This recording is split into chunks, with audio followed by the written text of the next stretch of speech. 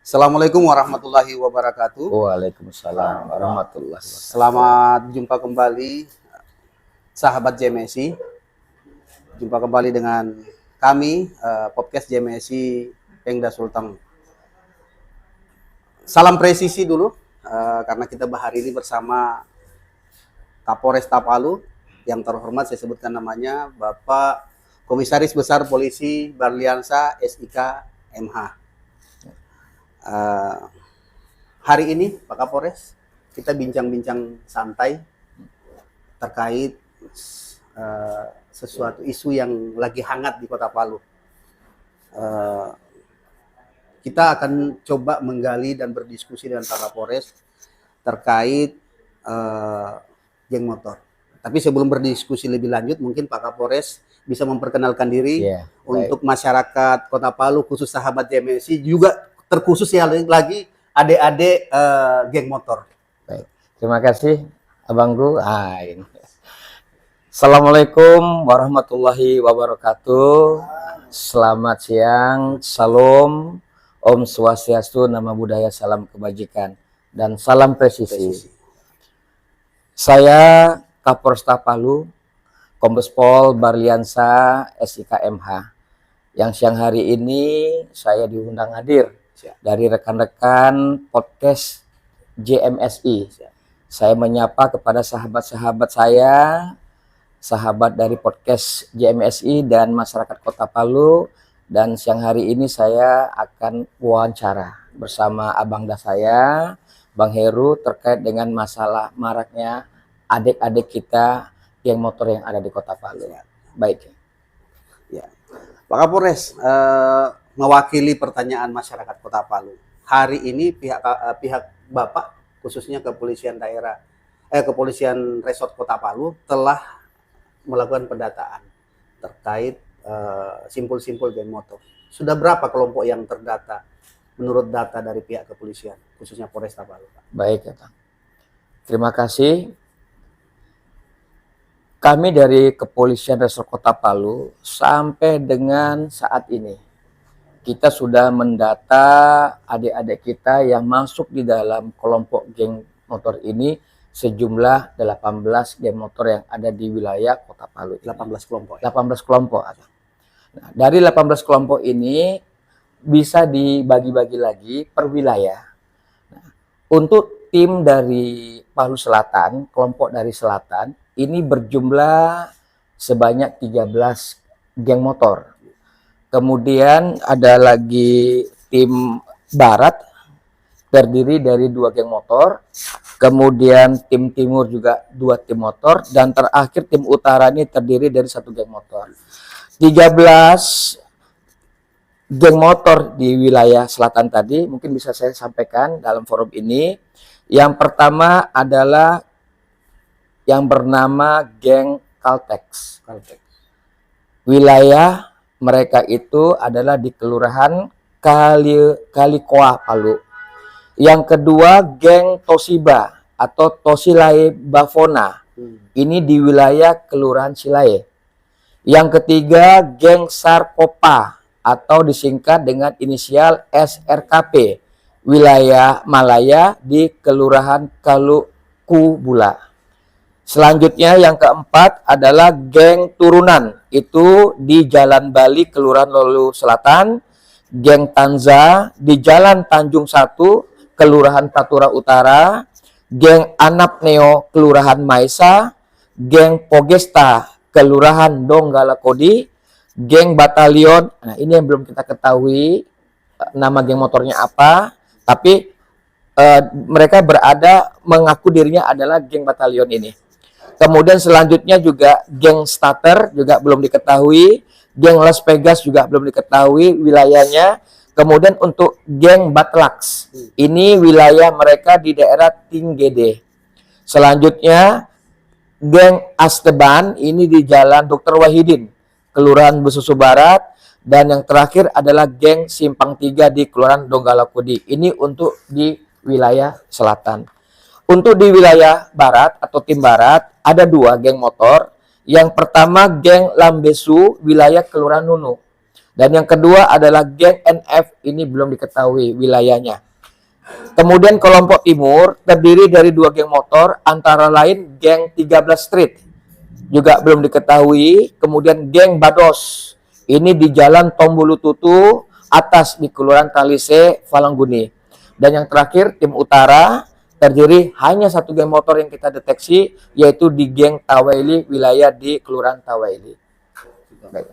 Ya. Baik Pak Kapolres, dari uraian Pak Kapolres tadi kelihatan bahwa geng-geng ini telah terstruktur. Kalau dilihat dari penjelasan Pak Kapolres tadi, terstruktur dengan pembagian wilayah. Dan mereka mempunyai bendera. Mereka mempunyai wilayah teritorial masing-masing ya. Iya. Kalau kita bicara persoalan ini. Nah, dari pemetaan pihak kepolisian sudah terdeteksi apa motivasi mereka dari anak-anak yang kalau kita lihat dari segi usia ini masih di usia di bawah remaja rata-rata. Sudah terdeteksi motivasinya mereka apa, Pak? Ya. Jadi dari 2 kegiatan yang sudah kita lakukan, Abang.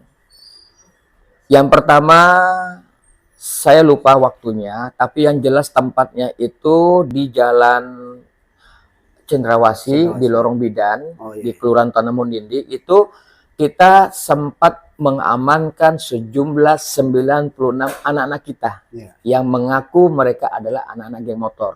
Gabungan dari sekian banyaknya geng motor yang saya sebutkan tadi. Yang kedua, kita juga pernah mengamankan kelompok geng motor ini di Palu Barat, sejumlah kurang lebih 22 anak geng motor. Nah, dari 2 peristiwa yang saya sebutkan tadi ini, maka kita dapatlah bisa kita lihat keadaannya, rata-rata usia mereka ini berkisaran di antara umur 13 tahun sampai dengan umur maksimal 22 tahun. Jadi ada anak sekolah SMP, ada anak sekolah setingkat SMA, dan bahkan ada yang pengangguran. Seperti saat kita data ada yang pekerjaannya itu pengangguran, atau juga pekerjaan itu sebagai buruh harian, kuli bangunan, dan sebagainya. Nah, mereka ini pada dasarnya adalah mengelompokkan diri, membuat simbol atau nama sendiri, sehingga disinilah terjadinya menunjukkan jati diri atau mereka ingin mendominasi wilayah, ya, wilayah geng motor yang ada di Kota Palu. Karena dari data yang kami dapat saat kita mengamankan 96 anak-anak geng motor, mereka rencana ini akan melakukan penyerangan dari selatan menuju ke barat. Dari situ kita mengetahui bahwasanya pada prinsipnya mereka ini pengen mendominasi wilayah kekuasaan di Kota Palu ini. Kurang lebih seperti itu, Bang. Dengan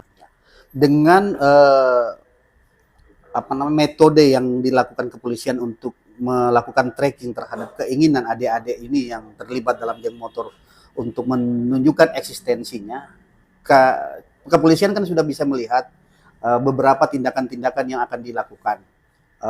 Kejadian terakhir kemarin dengan agak sedikit anarkisnya geng motor, terjadi tindakan terukur yang dilakukan teman-teman kepolisian. Mungkin di forum ini boleh disampaikan Pak Kapolres bahwa ini bukan ancaman ya, tapi kemudian tindakan yang kemudian akan dilakukan pihak kepolisian jika adik-adik kita yang terlibat di dalam geng motor yang telah terdeteksi ini melakukan kegiatan-kegiatan yang mengarah kepada anarkisme. Mungkin ada Pak yang bisa disampaikan tindakan apa yang akan dilakukan kepolisian jika hal terburuk pun terjadi. Iya. Baik. Yang pertama, kita akan melakukan dulu kegiatan-kegiatan seperti operasi rutin. Ya, razia. Kalau mungkin bahasa di kalangan umum itu razia. Pak polisi melakukan razia, seperti itu, sweeping. Ya. Dengan sasaran wilayah yang rawan memang berpotensi terjadinya tindak pidana khusus yang dilakukan oleh anak-anak geng motor. Kemudian yang kedua, kita juga akan melaksanakan kegiatan patroli di wilayah memang langsung ke tempat sasaran, seperti yang terjadi waktu di Lorong Bidan di Jalan Cendrawasih. Itu tempat kumpul mereka ternyata di sana. Kita laksanakan kegiatan patroli itu di sana. Ketiga, kita melakukan kegiatan operasi secara selektif, ya, yang terpadu, juga melibatkan kekuatan personil yang memadai dengan sasaran anak-anak geng motor yang meresahkan masyarakat Kota Palu.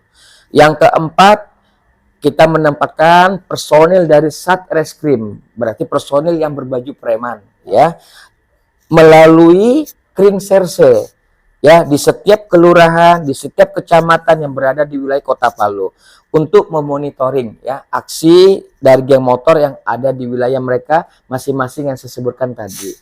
Nah, yang kelima, tentu kita akan melakukan kegiatan secara quick response, tanggap cepat apabila ada masyarakat yang menyampaikan, menginformasikan kepada kita terkait keberadaan atau aktivitas kegiatan dari anak-anak geng motor ini.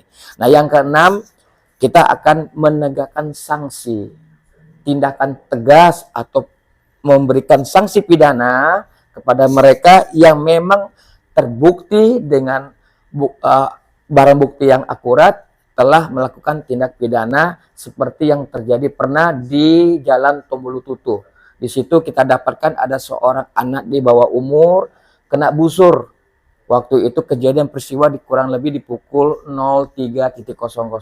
Nah, setelah kita lakukan lidik dan sidik, terungkaplah fakta bahwasanya ternyata pelakunya juga dari anak-anak geng motor yang mereka merasa sakit hati dan balas dendam kepada yang bersangkutan. Nah, terkait dengan masalah peristiwa yang baru terjadi di Jembatan 1 Kota Palu, kami lagi mendalami, ya, kita lagi mendalami motif dari korban, berarti almarhum, kenapa ada respon untuk melakukan perlawanan atau tanda kutip menyerang dari aparat. Nah, ini kita lagi lidiki, kita lagi mendalami, dan mudah-mudahan ini semua adalah bentuk wujud konkret yang dilakukan oleh kepolisian, mulai dari awal sampai yang terakhir saya sampaikan ini, dengan maksud tujuan agar adik-adik kita yang tergabung dalam geng motor ini bisa kita minimalisir keberadaan maupun aktivitasnya. Demikian, Abang. Ya. Pak Kapolres, dari sekian kegiatan penegakan atau operasi-operasi rutin yang disampaikan Pak Kapolres tadi, kami juga melihat bahwa selain mengamankan pelaku atau anak-anak yang terlibat geng motor, pihak kepolisian juga mengamankan barang-barang bukti yang kemudian mengarah kepada potensi terhadap terjadinya tindak pidana. Boleh dijelaskan di forum ini, Pak? Mungkin teman-teman sahabat JMSI pengen tahu, masyarakat Kota Palu pengen tahu apa-apa saja sih yang kemudian didapatkan teman-teman kepolisian pada saat melakukan penangkapan atau pembinaan adik-adik yang geng motor ini, Pak. Mungkin bisa dijelaskan. Iya. Jadi dari beberapa aktivitas kegiatan yang kami sampaikan tadi, kita mendapatkan satu benda-benda atau senjata tajam seperti pisau, celurit, parang, busur, mata busur, bahkan ada kita dapat di lokasi tempat kita melakukan kegiatan razia tadi, di antara mereka menggunakan narkoba. Karena kita dapatkan barang bukti tempat menghisap sabu-sabu itu berbentuk dari bong, ya? Kalau istilahnya itu mungkin bahasanya masyarakatnya bong yang menggunakan sabu-sabu dan beberapa botol minuman keras. Nah, juga kita dapat mereka menghisap namanya lem fox atau saya rasa itu hanya oknum saja, Bang. Ya, jadi tidak semua. Ya, saya yakin tidak semua. Saya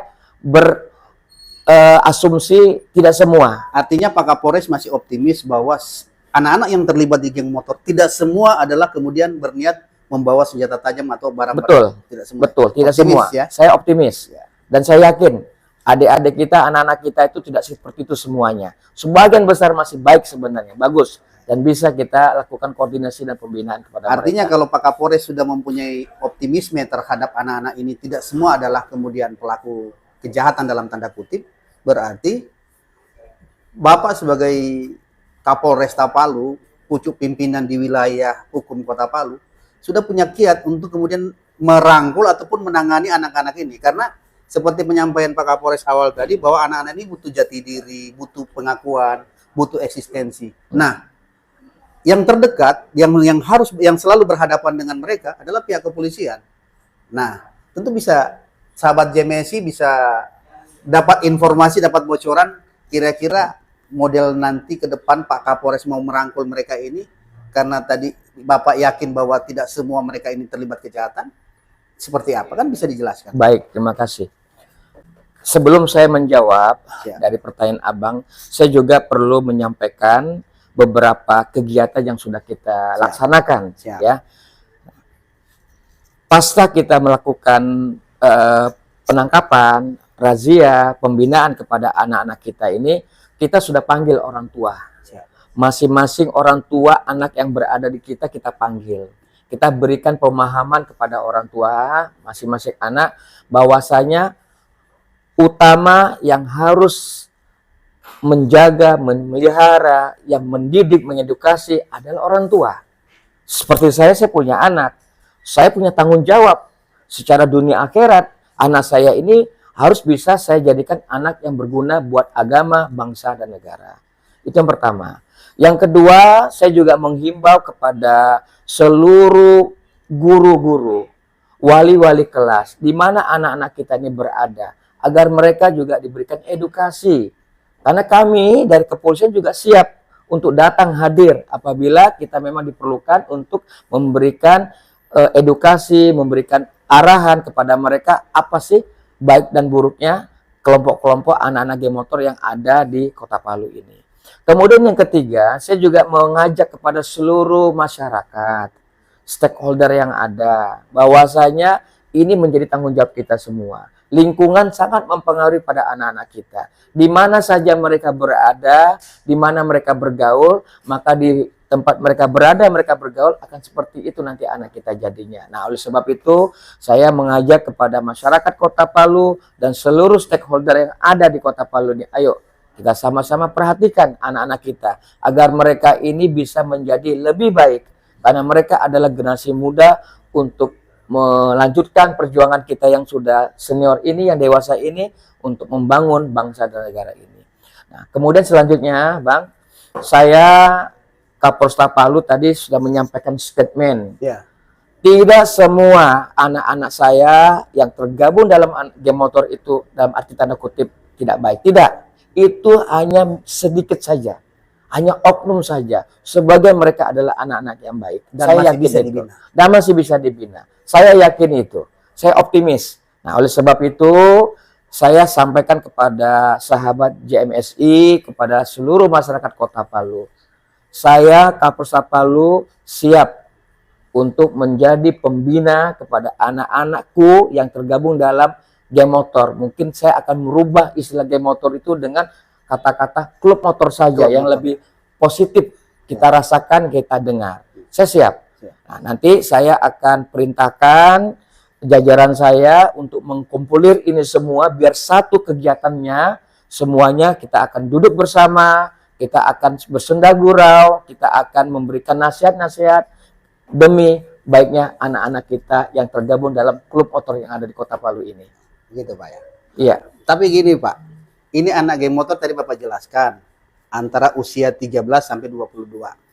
Dan pasti di antara mereka hampir semua itu tidak memiliki surat izin kendaraan bermotor SIM ya.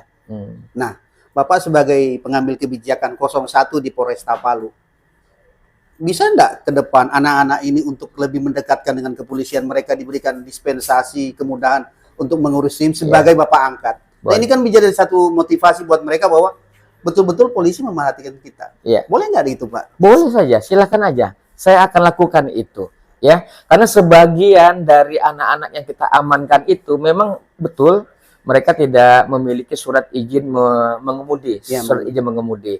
Nah, oleh sebab itu nanti saya akan koordinasikan, saya akan perintahkan ke jajaran, makanya lebih baik kita ketemu dulu dalam rangka silaturahmi ini, ya.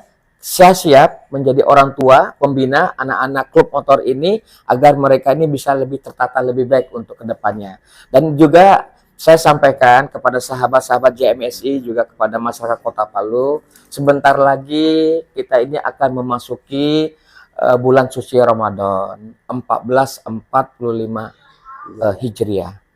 Saya menghimbau dan mengajak semua masyarakat Kota Palu, ayo kita sama-sama jaga, kita sama-sama kompak ya untuk menjamin kekusukan umat Islam dalam melaksanakan ibadah puasa.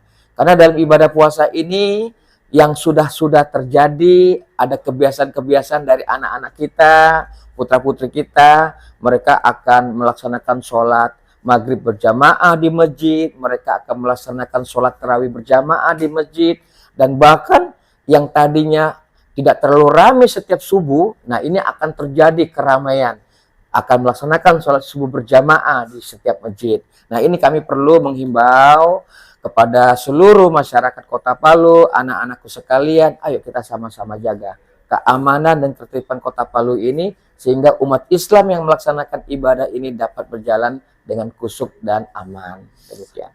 Jadi masuk ke persoalan tadi menyambut bulan suci Ramadan.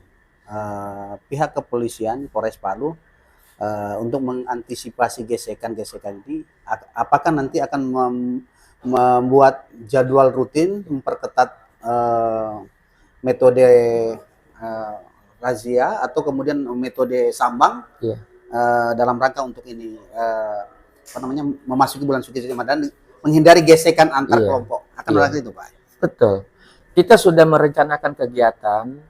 Selama bulan Ramadan ini kita akan melaksanakan pengamanan 53 titik masjid yang kita kategorikan memang perlu kita jaga. 53 titik masjid yang ada di Kota Palu. Saya juga sudah merencanakan kegiatan untuk melaksanakan patroli subuh kepada masyarakat yang hendak melaksanakan ibadah sholat subuh berjamaah. Yang ketiga, saya juga perintahkan kepada seluruh personil untuk pengamanan pasar tumpah menjelangnya adanya buka puasa. Ini tradisi yang biasanya dilakukan oleh masyarakat kita menjelang bulan Ramadan ini, semuanya turun ke pasar tumpah, beli untuk pembukaan puasa. Nah, di situ akan terjadinya penumpukan masyarakat yang memang khusus untuk membeli barang-barang untuk buka puasa. Nah, selanjutnya kita juga memerintahkan kepada anggota untuk melaksanakan patroli dialogis, ya, Babin Kamtibmas, personil dari Satsamata maupun dari Polsek untuk mendatangi rumah-rumah yang memang perlu kita datangi. Seperti itu, Abang. Ya. Pak Kapolres, apa harapan Pak Kapolres untuk menjaga Kamtibmas di masyarakat khususnya memasuki bulan Ramadan terkait dengan akhir-akhir ini maraknya geng motor? Pak Kapolres punya himbauan tersendiri sebelum kita selesai? Ya, saya sekapolres Palu meminta kepada anak-anakku sekalian yang tergabung di dalam klub-klub motor agar selama kegiatan ibadah puasa bisa untuk menyesuaikan dengan situasi Kamtibmas yang ada di Kota Palu. Kita jaga keamanan ketertiban Kota Palu ini. Yang kedua, saya menghimbau kepada seluruh masyarakat Kota Palu yang hendak melaksanakan ibadah puasa selama bulan Ramadan, juga sama-sama kita bahu-membahu, kita sama-sama saling menjaga agar ibadah yang hendak kita laksanakan ini dapat berjalan dengan kusuk, aman, dan juga situasi Kamtibmas yang ada di Kota Palu ini juga tertib dan kondusif. Dan yang ketiga, saya mengajak kepada seluruh stakeholder, ya, baik dari TNI, Polri maupun dari pemerintahan kota dan sebagainya, sama-sama kita memberikan apresiasi dukungan kepada masyarakat Kota Palu yang hendak melaksanakan ibadah puasa ini. Demikian yang bisa saya sampaikan. Demikian bincang-bincang dengan Pak Kapolres Palu, Komisaris Besar Polisi Barliansa SIK MH, tentang metode dan antisipasi beliau terhadap geng motor. Dan tadi kita sudah dengarkan beliau menyampaikan bahwa beliau optimis bahwa anak-anak kita di geng motor ini masih bisa dibina dan berpeluang dibina. Beliau sudah menitipkan semacam bonus ke depan bisa dalam rangka melengkapi surat izin mengemudi. Beliau akan memfasilitasi khususnya anak-anak yang tergabung di dalam kelompok-kelompok yang terdeteksi, dan dengan harapan adik-adik ini bisa kemudian bisa mengapresiasikan ke jalan yang lebih positif dari perkumpulan mereka. Demikian diskusi hari ini dengan narasumber yang luar biasa. Kita doakan bersama Kota Palu semakin kondusif. Amin. Kemudian polisi semakin terdepan. Kami dari JMSI Sulteng sudah berkomitmen akan mengawal semua kebijakan-kebijakan Polri dalam hal menjaga Kamtibmas. Demikian hari ini, selamat siang dan salam presisi. Salam presisi. Wassalamualaikum warahmatullahi wabarakatuh.